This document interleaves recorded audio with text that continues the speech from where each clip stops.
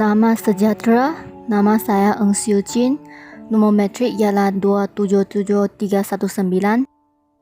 Hari ini saya akan membentangkan tugasan individu bagi subjek kenegaraan Malaysia. Tajuk saya ialah Dasar Ekonomi Baru yang merupakan salah satu subtopik bab 10. Yang pertama, apa itu dasar ekonomi baru? Dasar ekonomi baru juga dikenali sebagai DEB. DEB telah diperkenalkan oleh Perdana Menteri Malaysia yang kedua iaitu Tun Abdul Razak pada tahun 1970. Dasar ini telah dilaksanakan antara tempoh tahun 1971 hingga tahun 1990. Melalui pelaksanaan dasar ekonomi baru selama 20 tahun, Malaysia telah mengalami proses pengalihan struktur sosioekonomi yang implikasinya mendalam. Mengapa dasar ekonomi baru diperkenalkan? Waktu zaman penjajahan British, orang British telah memperkenalkan dasar kolonialisme iaitu pecah dan perintah untuk menguasai ekonomi Malaysia. Menurut dasar pecah dan perintah, mereka telah mengasingkan 3 kaum utama negara ini mengikut kawasan dan sektor ekonomi yang terlibat. Pada masa itu, orang Melayu terlibat dalam sektor pertanian. Mereka menjalankan aktiviti bercucuk tanam dan menangkap ikan di kawasan luar bandar seperti kampung-kampung. Manakala orang Cina terlibat dalam aktiviti melombong biji timah dan menjalankan aktiviti perniagaan di kawasan bandar. Orang India pula bekerja sebagai buruh di ladang-ladang getah kerana mereka terlibat dalam aktiviti perladangan. Pelaksanaan dasar pecah dan perintah telah membawa banyak kesan buruk di Malaysia. Yang pertama, pengasingan kaum mengikut kawasan dan sektor ekonomi telah menambahkan jarak hubungan antara kaum.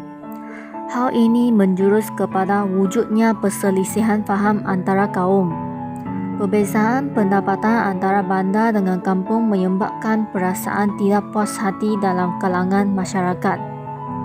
Keadaan ini bertambah buruk sehingga tercetuslah peristiwa 13 Mei 1969.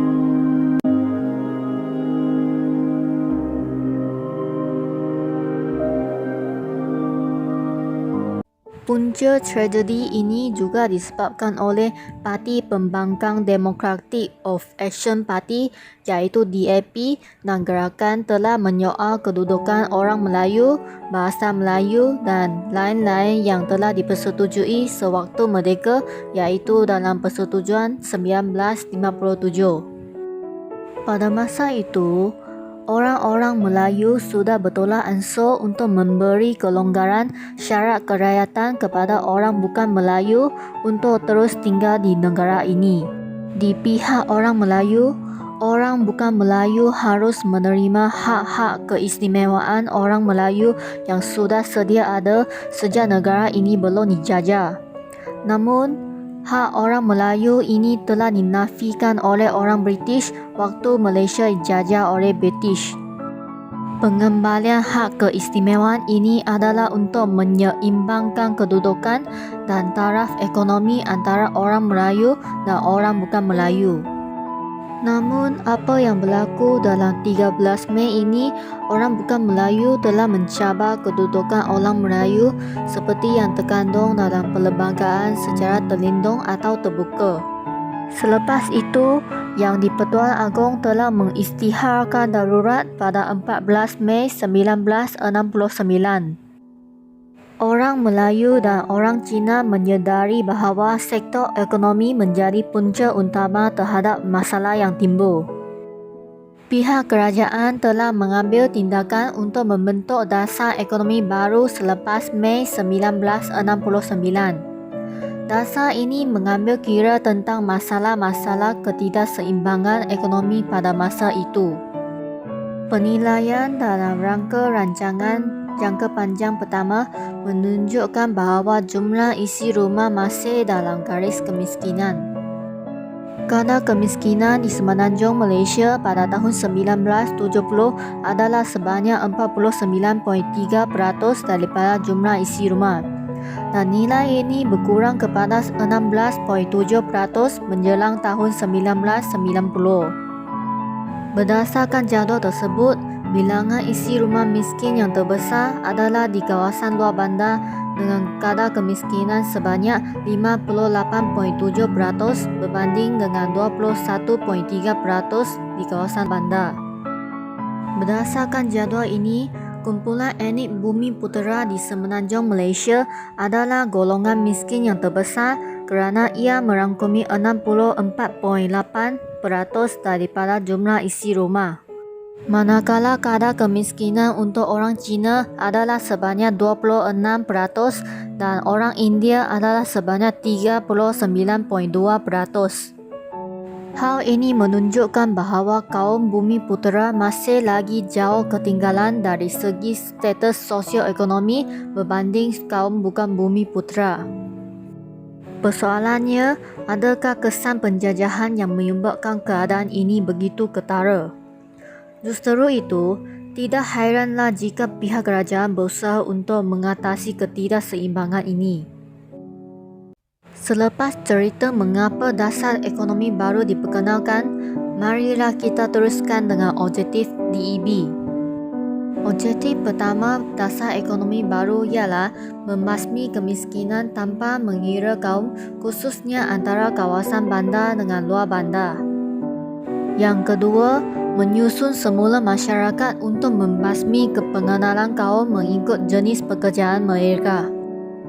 Seterusnya, strategi yang disusun dalam DEB adalah bertujuan untuk memenuhi dan mencapai objektif pertama dan keduanya. Strategi yang pertama ialah memodernkan kehidupan di luar bandar melalui pembangunan wilayah baru seperti Dara, Kejora dan Jengkar. Yang kedua, memperbaik taraf dan kualiti hidup rakyat melalui pendidikan, latihan, kesihatan dan kemudahan infrastruktur. Yang ketiga, mengurangkan jurang perbezaan pendapatan antara kaum di kawasan bandar dan luar bandar. Yang keempat, meningkatkan lagi daya pengeluaran khususnya di kawasan luar bandar. Yang kelima, mewujudkan peluang pekerjaan untuk semua kaum. Terdapat beberapa pencapaian setelah pelaksanaan dasar ekonomi baru. Yang pertama, purata pendapatan isi rumah telah berubah. Yang kedua, kadar kemiskinan telah dapat dikurangkan. Yang ketiga, pengenalan kaum mengikut jenis pekerjaan dalam kalangan orang Melayu berkurangan. Yang keempat, berlaku peningkatan migrasi dari luar bandar ke bandar kerana peningkatan orang Melayu dalam sektor-sektor moden di bandar. Ini menunjukkan akan ada peningkatan produktiviti menerusi persaingan ekonomi. Itu sahaja daripada penebangan saya. Sekian, terima kasih.